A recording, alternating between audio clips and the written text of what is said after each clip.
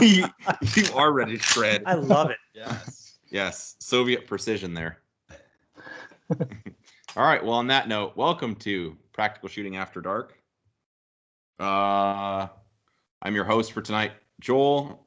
On deck, we have Kim. Hello. Matt Hopkins. Hi. And a familiar face, but I guess you haven't been on for a while. Andreas Yankopoulos. Did I say it right? Yes. Hello. Boom. Boom. Amazing. I tried. Andreas, maybe your ears were burning. I was actually just talking with Tyler Turner about you not even an hour ago. Uh-oh. Only good things, I hope. We both share the same opinion that we like you a lot. So, yeah, Tyler only says good things about you. So anyway, yeah. All right. You guys know the drill. Everybody comes here with a topic, show and tell. Maybe it's an AK, something they did in shooting. So who wants to go first? Who has something interesting? Kim, you want to go? Kim probably has the most interesting. I'm not sure if it's that interesting, but well, Ben's not here, so this actually was talked by Ben first. I believe, I don't know if Ben came up with it, but Ben was advising a couple CO shooters, especially in training group, to use tape to hide or block in front of the optics, tape on the front of the optic to actually force yourself to, look at the target, basically target focus shooting, not focusing on the red dot itself. Mm-hmm. So there's some, actually he's been giving that advice a while ago, but I haven't just tried because I don't think I have that target focus or dot focus issue when I shoot the red dot, because it's been a while for me. However, SRO has some double dot issue in the sun. Mm-hmm. So the last sun came up in Washington State. It's never going to come back, but the last day of the sun in Washington, it was too sunny, and I had the double dot issue. I got annoyed, and I was like, I might as well try what Ben said. So maybe see if that blocking of the front of the optic will eliminate that double dot issue, because there's no sun coming into the window. So yes, it successfully eliminated the double dot. That was happy moment. And I was like, maybe I should shoot this with the tape in the front. So I actually shot it before shooting it out of curiosity. I shot the same drill without the tape and then with the tape. In terms of time accuracy, I didn't see any difference. But when I actually tried it, I started realizing, oh, this could have been really a good time saver for me when I first switched to carry optics. Because when I first switched to carry optics, I was shooting production, and also the first year I shot 50-50 ratio. So I was training both iron sight and the red dot. And what I believe at the time was happening was, especially a lot of the more accurate, like a partial target, something like that, I would stare on the dot. So basically kind of like shooting front side focus in a way. And then when I started shooting carry optics 100% the year after, I started realizing I wasn't really zooming into the target, meaning picking a specific spot on the target and looking to it with the correct focal depth as clear as possible. So I was doing that when I switched to 100% carry optics. So if I had known on the first year with the tape thing, I think it would have been time saver to learn how to, really zoom into the specific spot on the target for a target focus. So in a way, I wasn't really doing true 100% target focus. I was just thinking, oh, I'm looking at the target, but it was more of a whole target than a specific spot, zooming into a spot. So that, I think it's a time saver for people who's recently switching from iron sight to the red dot.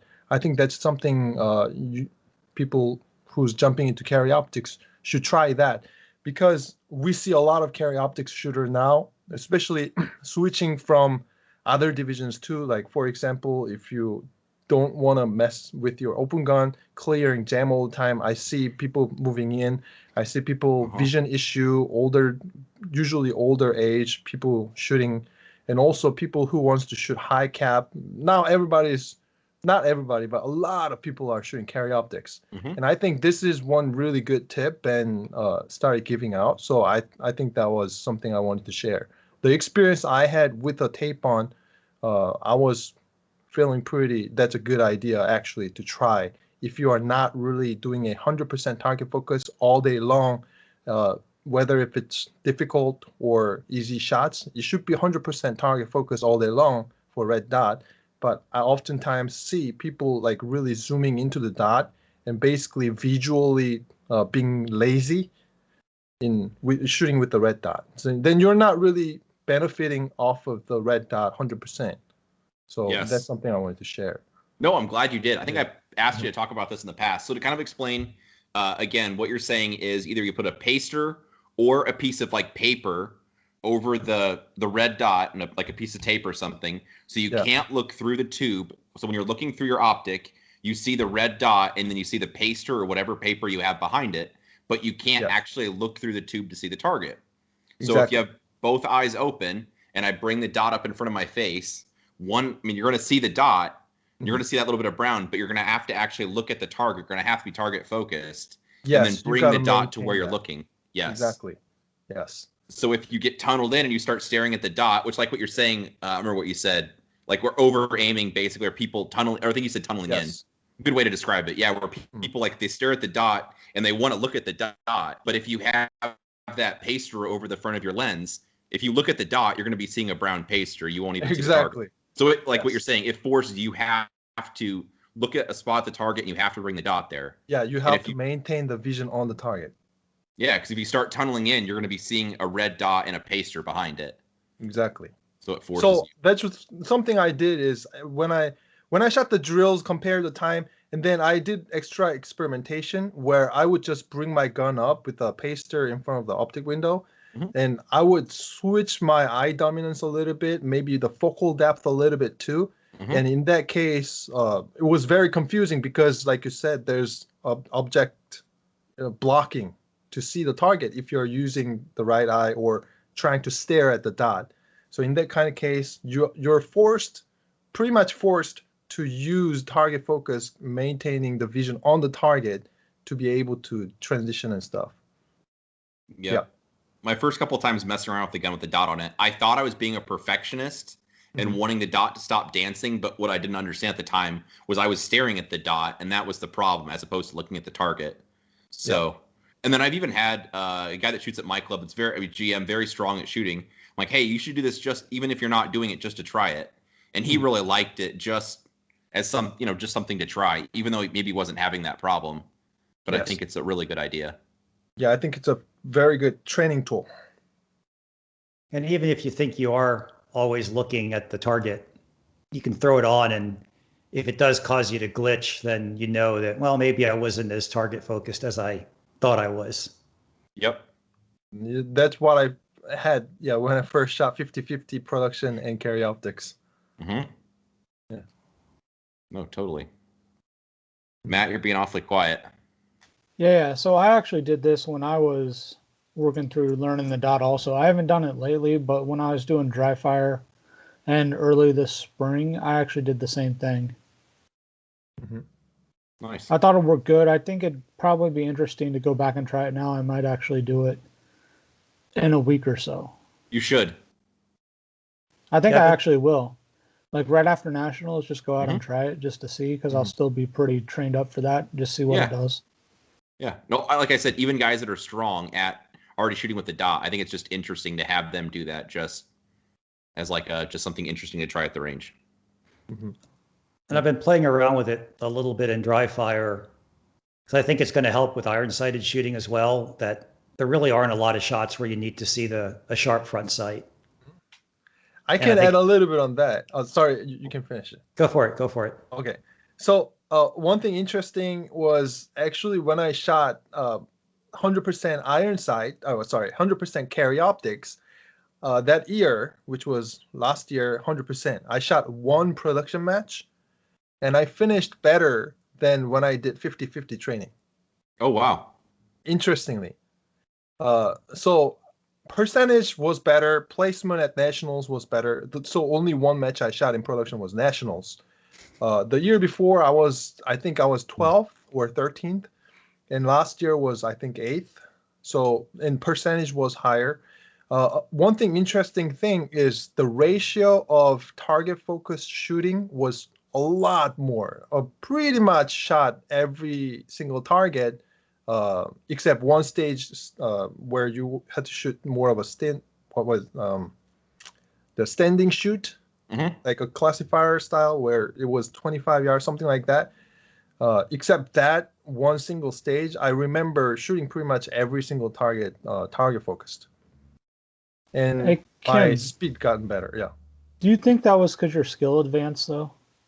that is part of it. But I really think I didn't speed anything up in terms of transition speed or movement speed. In fact, my movement speed quite slowed down last year because I wasn't working on the physical aspect.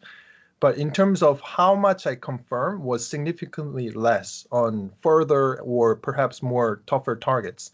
So in a mini popper, I remember until I went to carry optic 100%, my go-to confirmation was to see front sight, basically changing the focal depth.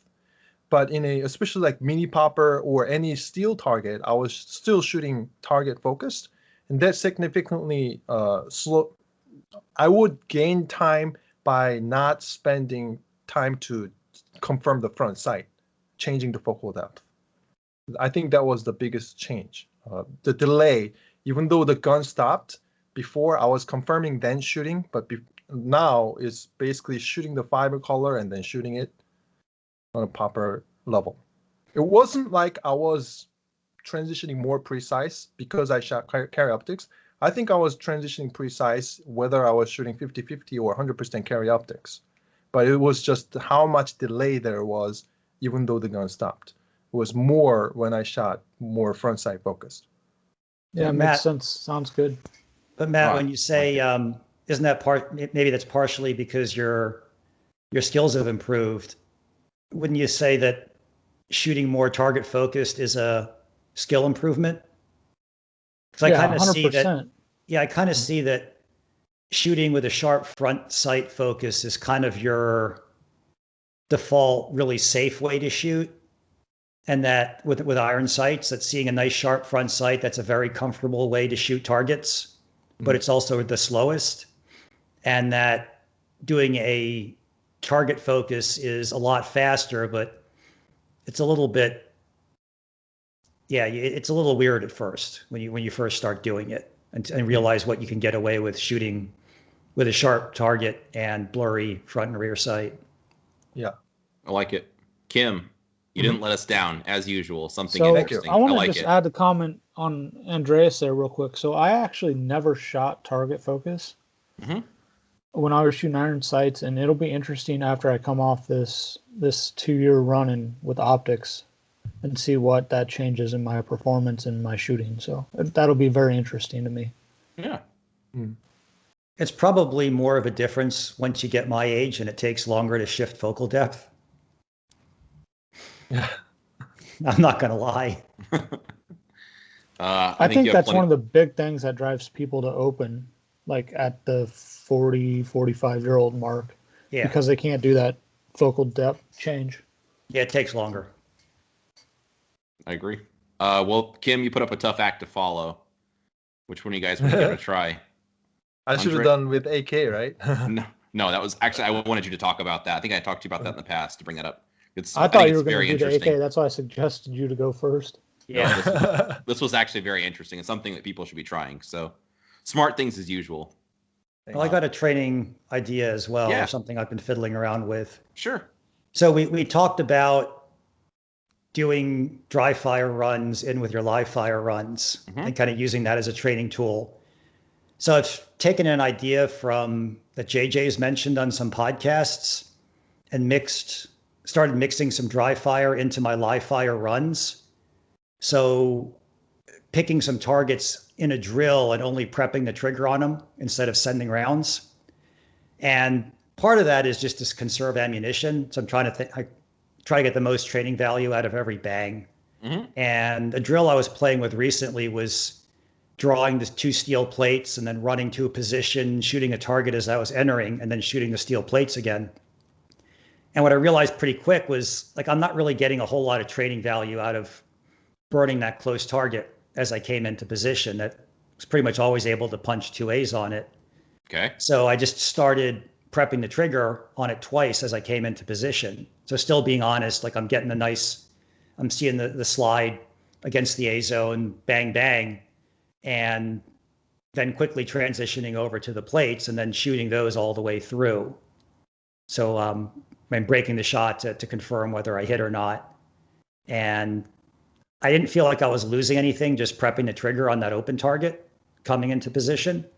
And it still got me wound up. Like, you're coming in, you're shooting something quickly, and then you're transitioning to a hard target. And that was kind of the point of the drill, was doing that quick gear change from a burner target onto a 8-inch plate at 15 yards, where you got to be a little more careful. And then I also did a couple runs where I didn't shoot both plates. I just prepped the trigger on one plate and shot the other. And I was still seeing issues in my grips shifting and trigger jerking and kind of like a little pre-ignition flinch. So I thought that was pretty interesting. It's something I'm going to play around with a lot more coming up. No, it's interesting. So like on a plate, you bring the gun there, and then you prep up the trigger to the wall right before it's going to break, and then you just release the trigger. And then go to the next target, yeah. Next target, you prep it up right before it's going to break, and then you just release it again. Is that correct? Yeah. Okay. And you kind of decide in advance, what targets am I going to shoot, and then what targets am I just going to prep up to the wall on. Okay. And you kind of go through and execute that. So you're kind of visualizing then which targets are going to be, you're going to prep the trigger and not shoot. Yes. Okay. Yes. So I've actually heard about this in Steel Challenge practice. So, you know how a big thing is like first shot on Steel Challenge plate, right? Mm-hmm. Yeah. So a lot of people practice that, but obviously, as we all know, like, just drawing and shooting one shot is different than shooting even a bill drill or like a El Prez when you're only shooting like one portion of it. Mm-hmm. So the thing that I've heard of is they'll shoot off that first shot, but then they'll automatically transition to the second target, because you're going to have a different grip on it than you're just shooting one shot. So sure. I think it's a good idea. I like one shot, like point under a second draws or parlor tricks. They're not in matches ever. And if they are, the stage is horrible and shouldn't have been in it. But yeah, you can get away with murder on your grip for one shot. You don't have to grip it. Oh, pretty much. Yeah. Yeah.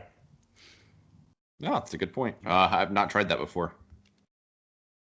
So Andres, how many shots out of the drill have you done? Have you done like an eight round drill, but only shot like 2 shots on it or something? Or I haven't gone down that far yet. Okay. But I kind of 50-50.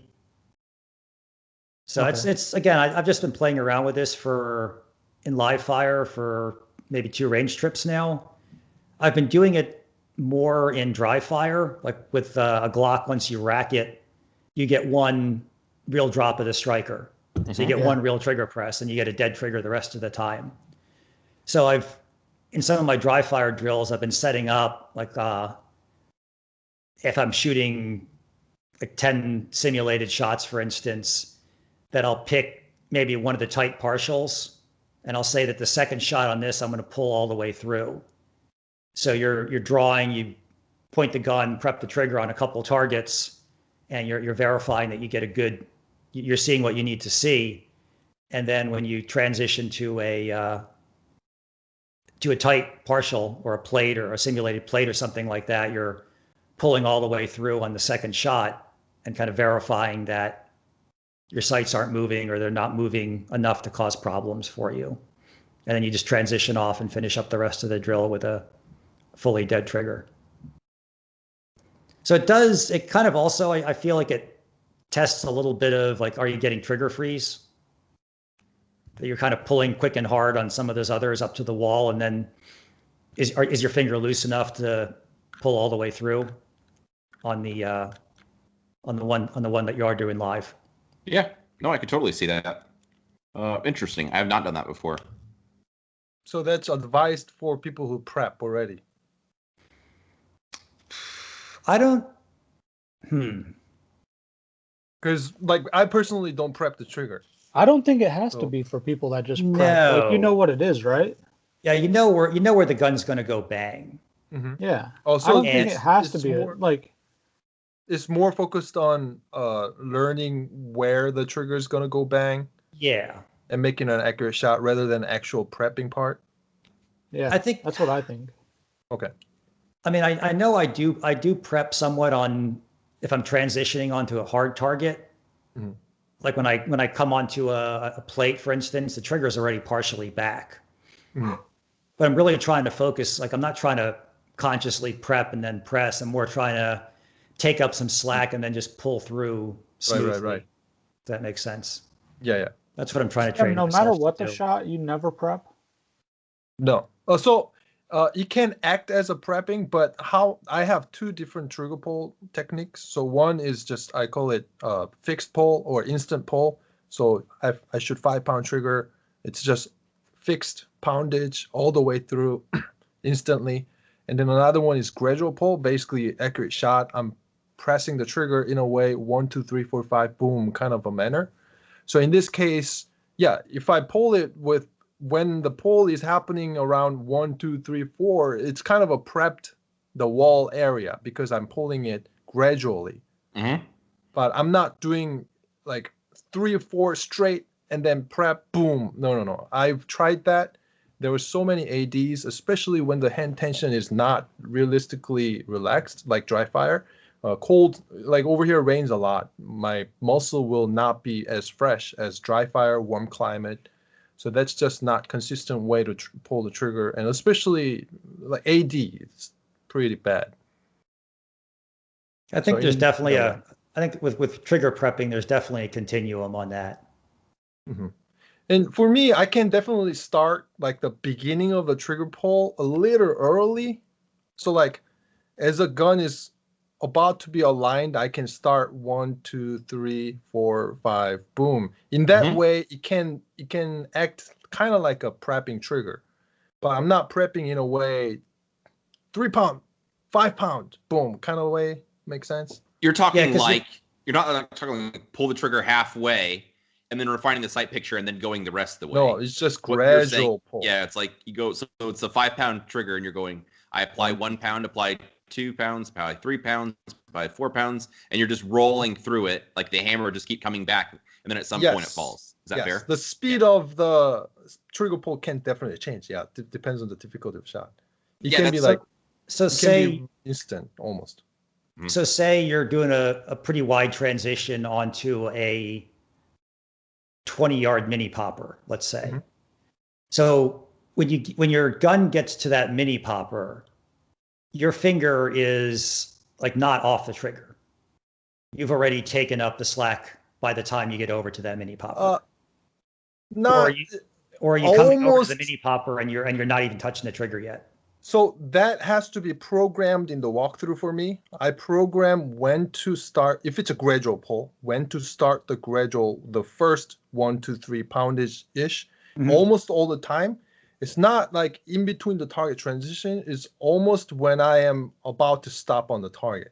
Yeah. Yeah, that 1, 2, 3 can start as I'm slowing the gun down onto the target. But that's definitely not like completely outside of the target where it's like in the 90 degrees of 180 transition, if that makes sense. Yeah. Yes. Yeah. You're It saying doesn't take long. It doesn't take You're s- long. you're saying you don't prep the trigger as you're bringing the gun across Oh the target. no. Yes, I would agree. Oh, I no. don't do that either. And Yeah, then it's kind the of as first you're time, slowing in, maybe as you're slowing in onto the. Well, I like as you're refining the sight picture, especially if it was a double action, like on your example, a 25-yard popper. Mhm. Like the sights might be perfect, but I'll just like 1, 2, 3, and I'm like as I'm refining the sights, I just keep rolling through the trigger as I'm cleaning up the sight picture, and then at some point it'll go off.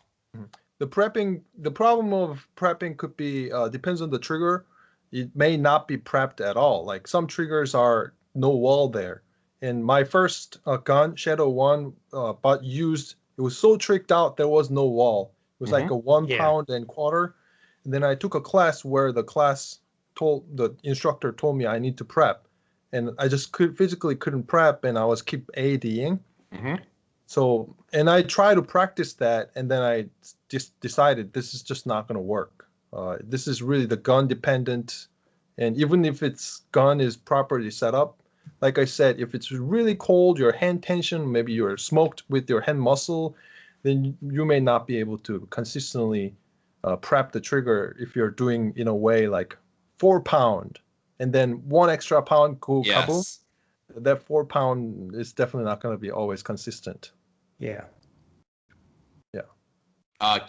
Kim, I like the way you're explaining that because I actually do that also. I don't like if it's double or single, I don't like pull it halfway and then get what I like and then go the rest. Like if it's my Glock, it'll be just like my fingers touching the face of the trigger and either the poundage, like maybe it gets 1, 2, 3, 4, 5, or maybe it's 1 to 5 is just pretty much now. But I have like you, I have different speeds I pull that at, but the pressure's getting applied at different speeds. But it's not 2.5. Like, yep, I got where I want it, and then it's like the rest of it's now because I always end up like the sights will go somewhere else. You're pushed down on the gun. Yes. Is that a fair way to say it? Yes, what you describe is what I do. I do that also. I like that very much. Awesome. Because, like I said, I also like cleaning up the sight. So if it's a partial, Mm-hmm. and I know I've got 5 pounds, you could start rolling that. I know it's on the sights are close to the target, but I'm just refining them or cleaning them up as I'm gently applying that, increasing. Yeah, you know that the gun's not going to go off immediately and that you have a little bit of time. So instead of refining the sights and then pulling the trigger, you're going to do both of them at the same time. Correct. Yes. Yes. Yeah, like never do things sequentially if you can do them in parallel. It'd be too slow. Yes, Yeah. very well said. Yeah, like you said, definitely I can change the speed of the gradual pull. Mm-hmm. Depends on how much I need to, realign or something like that. Yeah, and if things go haywire, you can just stop. I've had that happen. Yes. Yeah. Oh, totally. All right. Hopkins, you're getting pretty quiet. I mean, I'm just thinking. So I actually do it totally opposite. When I was shooting and have a hard shot, I'd definitely stop at the wall. Really? Like, depending on the shot, though, you don't have to. I think it only depends on if I need to do that, like a super hard shot. And trigger type, I suppose, and weight like factors into that also. Yeah, trigger weight for sure, but like it's more noticeable when I shoot in the shadows with a really hard, solid wall. Mm-hmm. And if I had to shoot like a 25-yard headshot or something, like I would it would stop at the wall, and I would press through it. Then it's like, so the way I explain it to people, like when I talk about trigger press, like you go to the wall and stop, and that's where you pull the trigger. Like you just press through that, and then like you cycle the gun and move your finger back to that wall as fast as possible during recoil. So that's what I teach people when they're actually doing that. A certain skill level, you can just roll through like it doesn't matter, and certain target difficulty, no matter how heavy the trigger is. I shot striker fire for a while now, and a lot of the striker fire triggers are not just wall. It's even if there is wall, there's a little bit more distance to go through to the ignition. Yep. So yeah, CC 1911, I think those triggers definitely have a clean wall, and just a little bit more movement, it'll fire the shot, but not striker fires most of the time. Yeah, there's a lot in a striker fire trigger when you really start feeling it. Like in a Glock, you kind of take up the initial slack, and then there's a little bit of a jump, at least on mine, that I can feel, and then it goes off. Like you can kind of feel the sear really scratching against the striker. Like there's a little bit of a jump right before it goes off. You can feel that if you're paying attention. Yeah, like my P10s shoot way different and feel different on trigger pulls. They have a distinct wall right now, but there's not a super amount of aftermarket parts to address that. So basically all I have is lighter springs in my guns and stock parts everywhere else. But there's still a distinct wall. I can do it and go to it if I want to. Oh, gotcha. Who else has a topic? Matt. Yeah, so this is something I've been thinking about. So, and get your guys' opinion on it, and I'll kind of explain kind of what I do.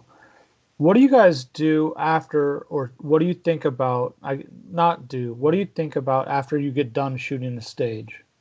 And I probably would. I have at least two different answers to it, and maybe one is closer to the same.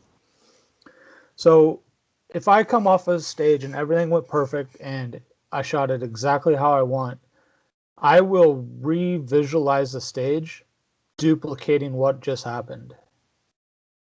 Now, say something went not exactly perfect, or basically there was some hiccup or something like that. Happens on all of us. We don't all shoot perfect stages, so I will go back and re-visualize it, doing it correctly.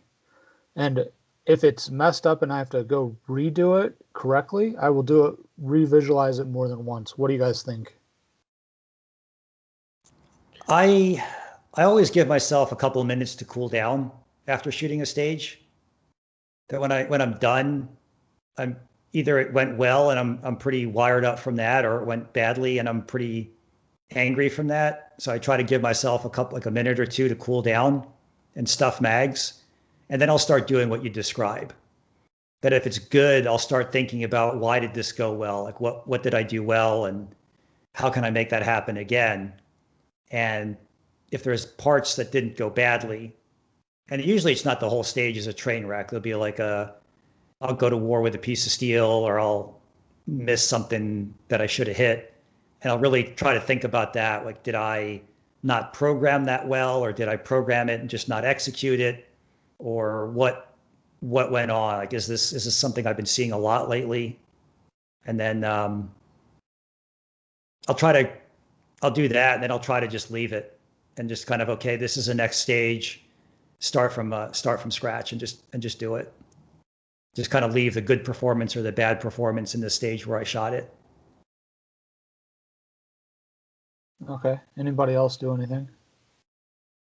I do something similar. So basically, I would spot if there was a mistake. I would spot that mistake and see if I actually visualize that part correctly. So like Andreas said, if it was a correct visualization, but you weren't executing well, or if I didn't visualize well in detail and made an execution mistake, if that second one was a mistake, then I would pay attention to that sector. So like fumble reload, then the next stage I would apply more details in the walkthrough process. I don't visualize the stage I shot at the match.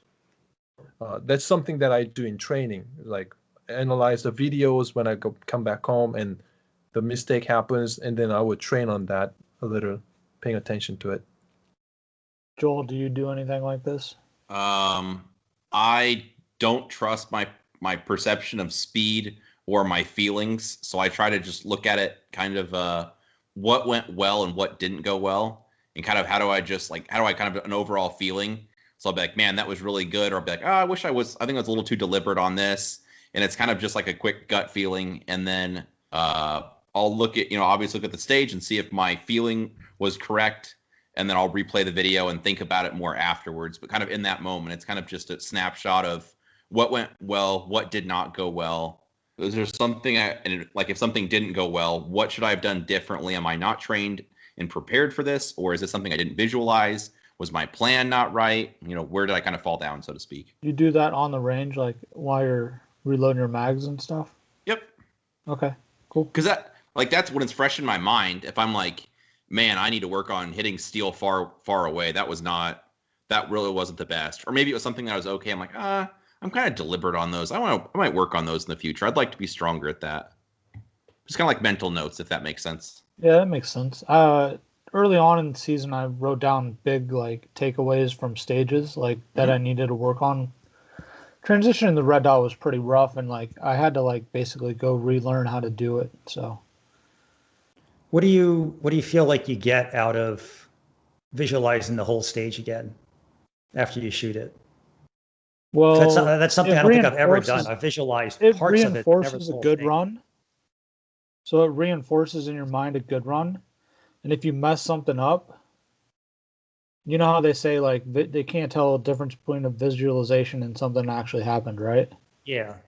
So if you mess something up and you revisualize it and it's correctly done, you're now remembering it correctly done and not remembering the mess up part. Interesting.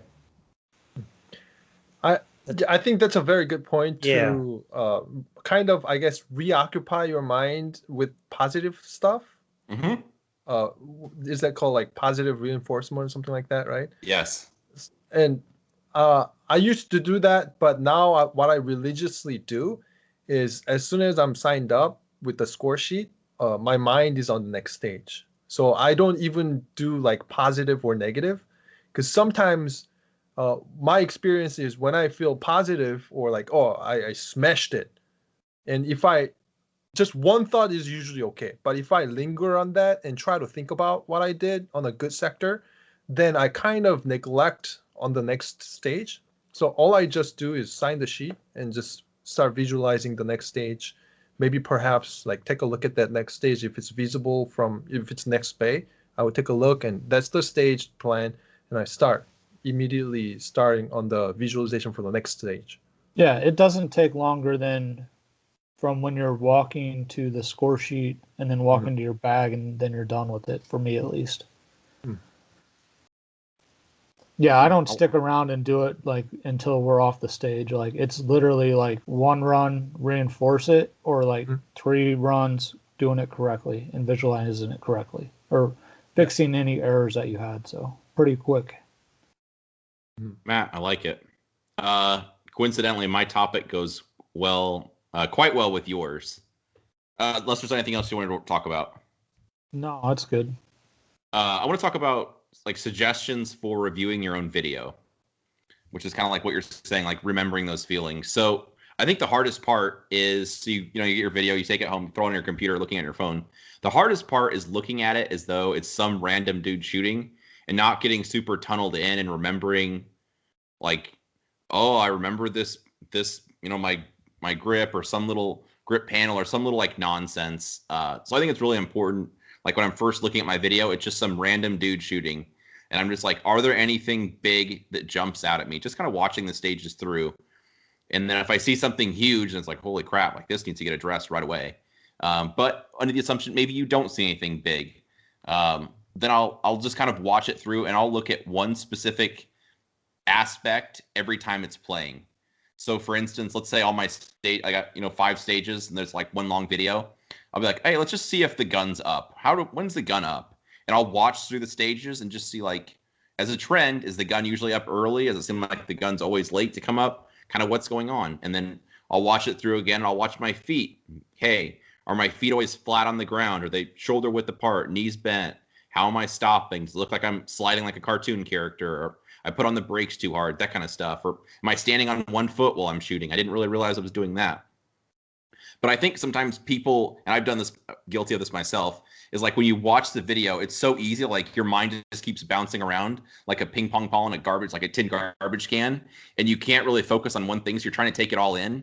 But it's like there's so much happening, you don't really know what you're seeing unless there's some big ticket item that jumps out at you. So I really like looking at one very specific thing, like, I'll just watch the muzzle the whole time and just watch the gun. How does the gun recoil? Well, it looks like it really flips a lot on hard shots, but then on fast shooting, it's really not flipping. But if I'm like watching the whole picture head to toe, you might not pick that out. So I like looking at really granular details and then looking for trends within that. So that's helped me a lot. Yep, I totally agree on that. So like watching the overall stage run, it's hard to pick out some things, but if you watch your feet for like 3 loops of the video, you could definitely pick out something there. And then you could watch your hands and like different stuff like that. So I agree with you wholeheartedly on that. Looking at the specific thing is actually proven by sports scientists. So really? Yes, when I first started training hardcore, I started studying about training.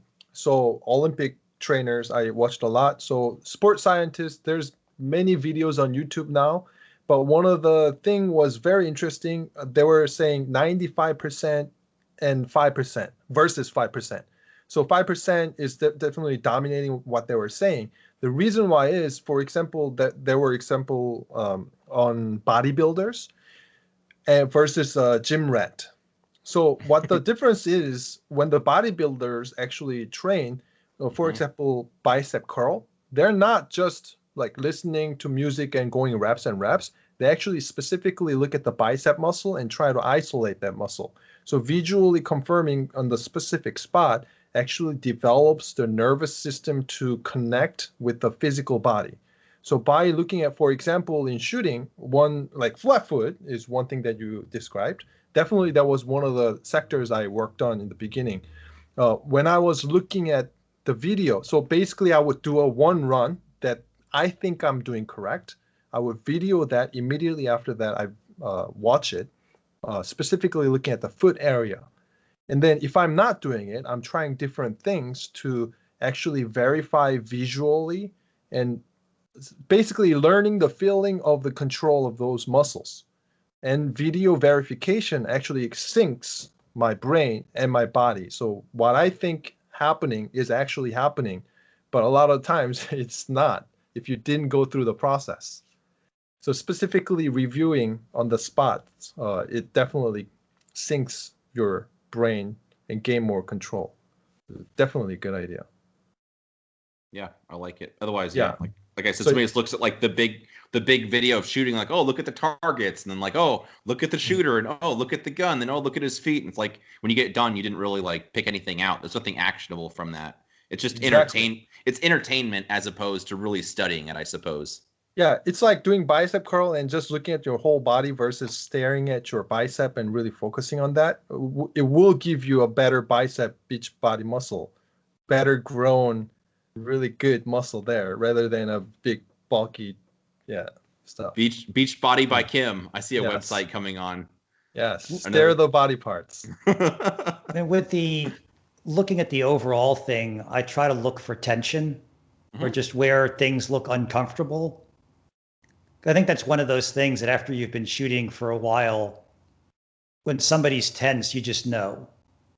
And you can see that in your own video. And that's usually a sign that if I dig deeper, there's going to be something else shows up. Yeah.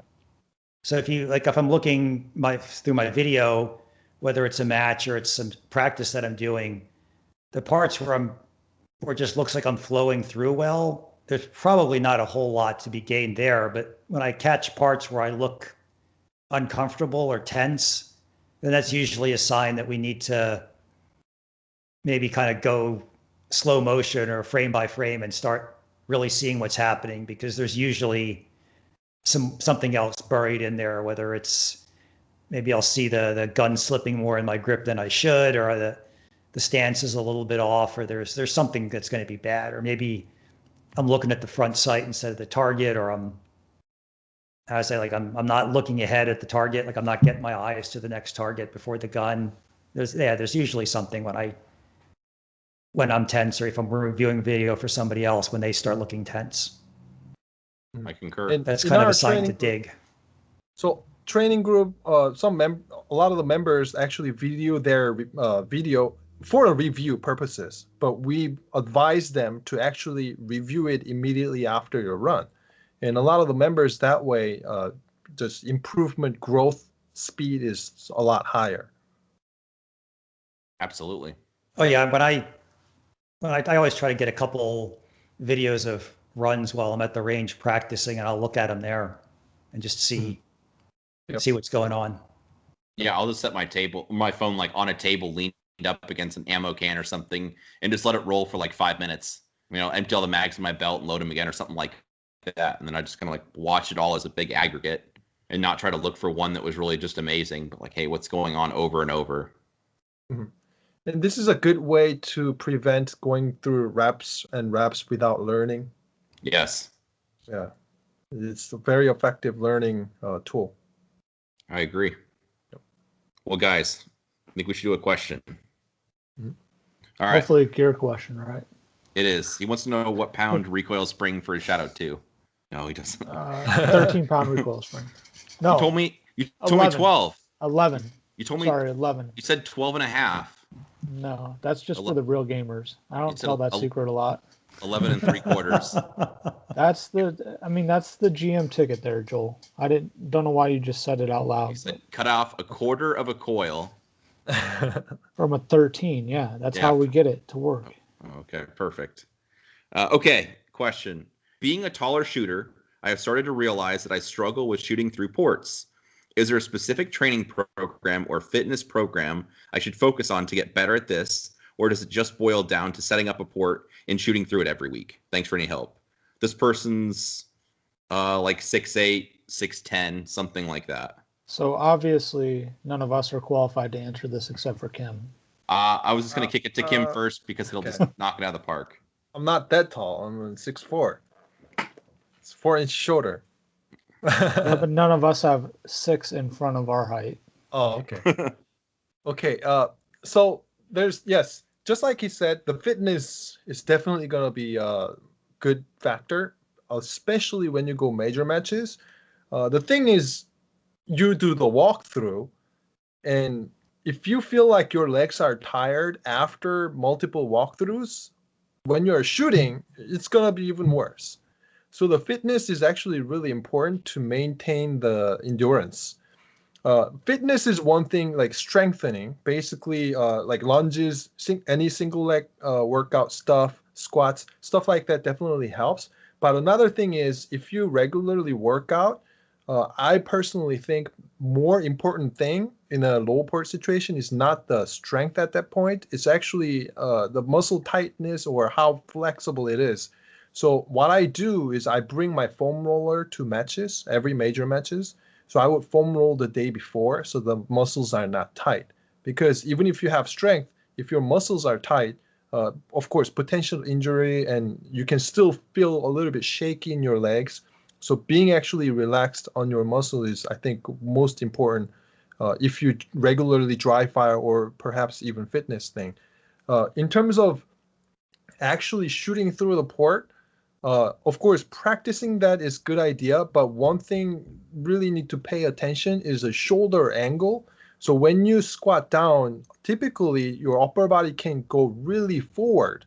In that case, try to use your lower body to get a little lower rather than leaning forward to get lower.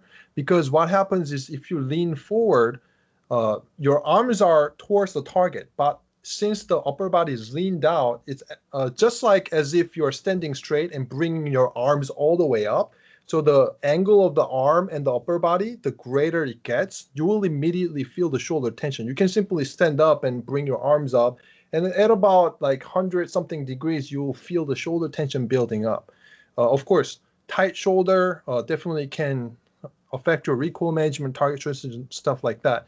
So especially for tall shooters, try using the lower body as much as possible to get lower rather than leaning all the way forward and having your shoulders all tight. Kim, that's my advice. Didn't even need the rest of us here. Kim just knocked us out of the park. What I'll add to Wanzik's comment is, if the issue is simply being able to get low enough into the port, then I mean, when I get up in the morning, I'll do 5 to 10 minutes of stretching. I'll just kind of go downstairs, turn on the coffee machine, and just do some stretching and mobility work for 5 or 10 minutes. And I think if somebody's having problems with hitting ports or leans or whatever, that just doing that in the morning will help out over time. So there are a couple of good resources on the web. If you look up, like there's a guy, Max Shank, who has a 5-minute flow thing that he pushes. And there's some demo videos that he has. And just riffing off of what he has there, I think is a pretty good start for anyone that's looking to get more flexible over time. I like it. And Guys, then, yeah, add on to that everything that Max Shank. Max Shank. Yeah, SHANK. Okay. And then, yeah, add on all of Kim's stuff with the foam rollers and such. Professor Kim, we call him. Professor Kim, yes. Thank you. One last thing to add is, Yeah. Don't be afraid to go one knee down. Both knee down is definitely substantially slower than squat, low squat, or one knee down. If you are touching both knees down, it's going to take a long time to get back up.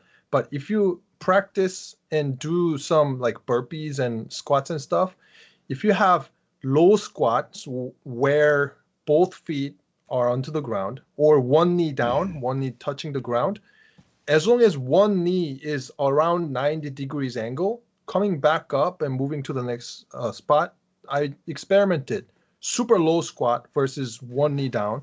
In terms of shooting, you definitely help reducing some of those angles and be more comfortable when have one knee down for tall shooters. But the speed itself of exiting the position, there's not much of a difference because one knee is 90 degrees ready to go. So practice something like that, then they can help you decide if you have to just squat low versus one knee down. That can be a good deciding factor. I'm not that familiar with burpees. Is that thing that you get if you drink like soda too fast or something? No, nothing. No. Terrible. It's the one you do push up and stand up really fast. That sounds terrible. Why would you do that to yourself? Oh. On that note, guys, I think it's time to call it. This was a bang up podcast, I think, though. Always. Yeah. I think it was good. Listeners, if you have a question you want the answer to, or if you want to ask Matt how many coils to cut off your recoil spring, go to Ben's website, bensticker.com. Send him a question. We would love to hear from you.